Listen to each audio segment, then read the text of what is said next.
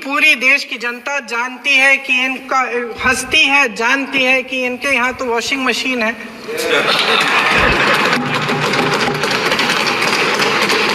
तो यहाँ से वहां जाता है, वो धुल जाता है। इस तरफ दाग, उस तरफ स्वच्छता। और मेरे कई ऐसे साथी हैं जो इस तरफ होते थे उस तरफ चले गए, मुझे दिख भी रहे हैं, वॉशिंग मशीन में शायद धुल गए हैं। अध्यक्ष महोदय, जहां भाईचारा और अपनापन होता था, जहां हमारे संविधान ने एकता का सुरक्षा कवच दिया था, वहां शक और घृणा के बीज बोए जा रहे हैं। एकता का सुरक्षा कवच तोड़ा जा रहा है।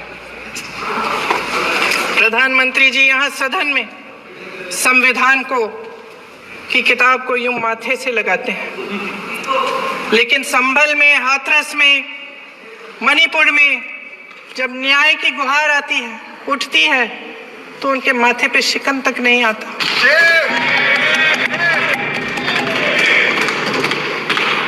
शायद समझ नहीं पाए हैं कि भारत का संविधान संघ का विधान नहीं है।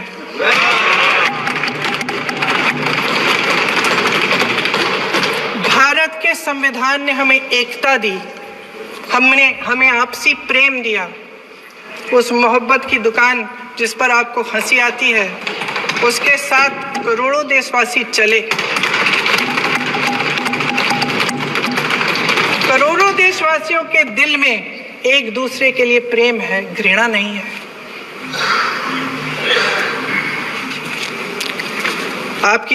इनकी जो विभाजनकारी नीतियां हैं, उसका नतीजा हम रोज देखते हैं। राजनीतिक फायदे के लिए संविधान को छोड़िए, देश की एकता को भी ये रख नहीं सकते, इसकी सुरक्षा नहीं कर सकते। हमने संभल में देखा, मणिपुर में देखा। दरअसल इनका कहना है कि अलग अलग इस देश के अलग अलग हिस्से हैं। कैमरा। लेकिन हमारा संविधान कहता है कि ये देश एक है और ये देश एक रहेगा। जहां खुला विवाद होता था, अभिव्यक्ति का सुरक्षा कवच होता था, इन्होंने भय का माहौल पैदा किया है।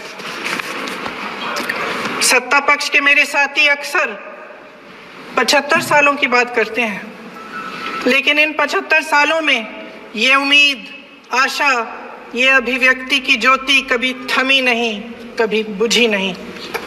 इस देश की जनता ने खुलकर आलोचना की, निडर होकर धरने किए, प्रदर्शन किए। जब जब जनता नाराज हुई, तब तब सत्ता को ललकारा, उसे चेतावनी दी, बड़े से बड़े नेताओं को कटघरे में खड़ा किया, उनसे जवाब मांगा, न्याय मांगा। इस देश के छोटे छोटे से नुक्कड़ की दुकानों में, चाय की दुकानों में, इस देश के घरों में, गलियों में, मोहल्लों में, अखबारों में, प्रकाशन घरों में, न्यायपालिकाओं में चर्चा कभी बंद नहीं हुई। लेकिन आज ये माहौल नहीं है। आज जनता को सच बोलने से डराया जाता है, धमकाया जाता है। पत्रकार हो या विपक्ष का नेता हो या किसी यूनिवर्सिटी का प्रोफेसर हो, छात्र संघ हो या कर्मचारियों का संगठन हो, सबका मुंह बंद कराया जाता है। आज संसद में बैठे हुए सत्ता पक्ष के मेरे साथी ज्यादा से ज्यादा अतीत की बातें करते हैं।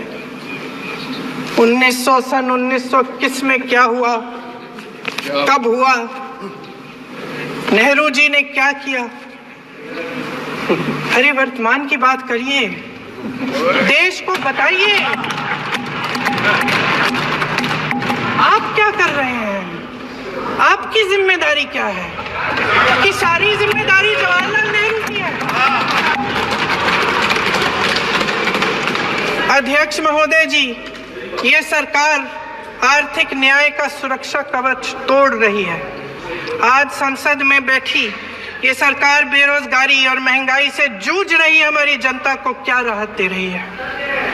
कृषि के कानून भी बड़े बड़े उद्योगपतियों के लिए बन रहे हैं। सही एमएसपी को छोड़िए, डीएपी तक नहीं मिल रहा है।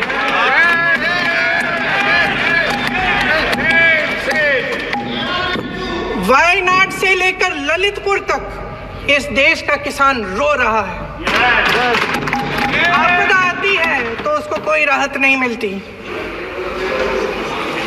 भगवान भरोसे है आज इस देश का किसान, उसको छोड़ दिया गया है। आज हिमाचल में देखिए, जितने भी कानून बने हैं वो सब बड़े बड़े उद्योगपतियों के लिए बन रहे हैं। हिमाचल में जो सेब उगता था, उसके जो छोटे छोटे किसान हैं वह रो रहे हैं, क्योंकि एक व्यक्ति के लिए सब कुछ बदला जा रहा है। सुनने की हिम्मत रखो।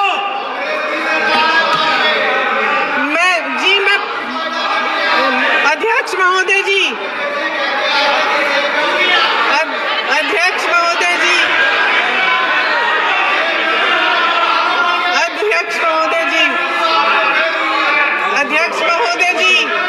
अडानी जी को सारे कोल्ड स्टोरेज प्रदेश की सरकार ने नहीं दिए।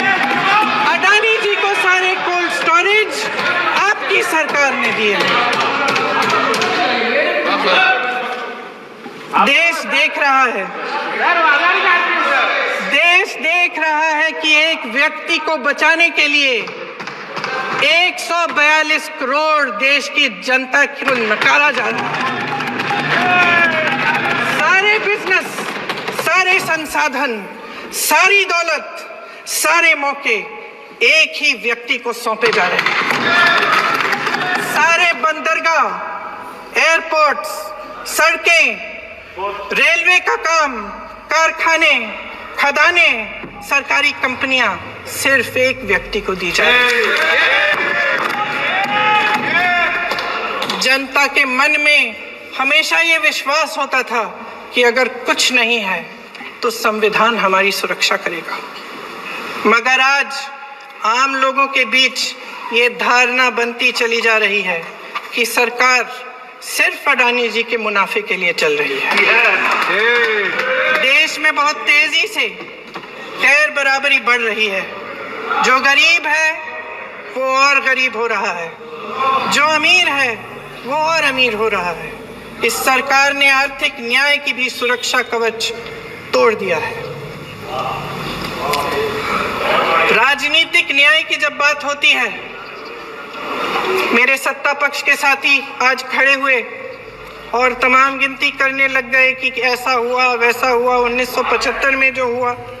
तो सीख लीजिए ना, आप भी सीख लीजिए। आप भी अपनी गलतियों के लिए माफी मांग लीजिए। आप भी बैलेट पे चुनाव कर लीजिए। दूध का दूध, पानी का पानी हो जाएगा।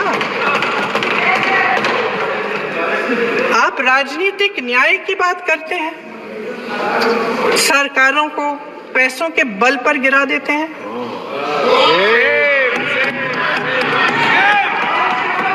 मेरा आग्रह है कि अपन संविधान में सकारात्मक बोले।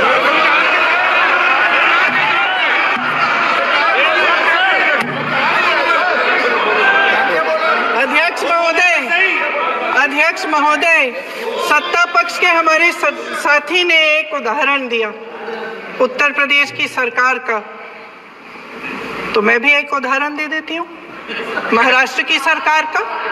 मैं भी एक उदाहरण दे देती हूँ हिमाचल की सरकार को तोड़ने की कोशिश किसने की, पैसों के बल पे की, गोवा की सरकार। तमाम उदाहरण राजस्थान की।